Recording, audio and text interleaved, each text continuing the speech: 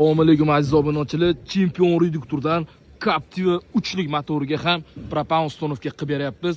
Spetsialniy original reduktorlar. Kecha videoda ta'kidlaganimizdek, prikladkasi qora rezinka ko'rinishda bo'ladi va baquvvat ancha yil sizga propan hidi chiqmasdan xizmat qilib beradi. Captiva 3 lik motoriga propan 3-paketini ustonovka qilib beryapmiz va ustonovka qilganda nimalarga ahamiyat berish kerak, shu haqida to'liq ma'lumot berib o'tamiz. Siz obuna bo'lgan bo'lsangiz, faqat hozir ish jarayoni ketmoqda, ya'ni emulyator uryapmiz. Xudo xolasa, bu tomonda idealni qilib, farqli tutilgan holatda Tracker avtomobiliga ustonovka qildik. Adax chempion bo'lgan, podelkasi bo'lmagan farsumkalar hozirgi kunga juda ham yaxshi chiqyapti. Atike reduktorlar, suv sirkulyatsiyasi обязательно bizda pechkadan olinadi. Chunki qaytarib o'tamiz, pechkadan olingan suv juda ham zo'r reduktorda aylanib beradi. Reduktor qancha maksimum zo'r qizib bersa, propanni shunaqa shu holatda yaxshi o'tkazadi. O'shani hisobiga yurishi zo'r bo'ladi. Va chempion bo'lgan Yevropa gazdan foydalandik.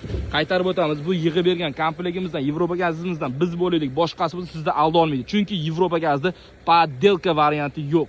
Sirdaryo Metangaz barcha turdagi avtomobillarga, ichkari labo avtomobillarga ham 50 talik propan mana shunday original reduktorlarni ustonovka qilmoqdamiz. Ya'ni sizga biz kafolatli ustonovkalar taklif qilamiz.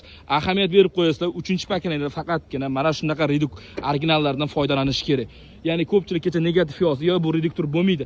Agarda bu reduktor bo'lmaydigan bo'lsa, bu Captiva avtomobilni qanday yurg'izib berishimiz mumkin? Keling, kafolati bilan ustonovka qilib beramiz. Negativlarga ahamiyat bermang.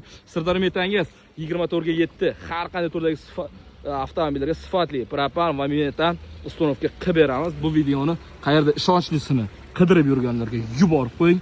O'z obunachilarimiz uchun super mega chegirmalarimiz davom etmoqda.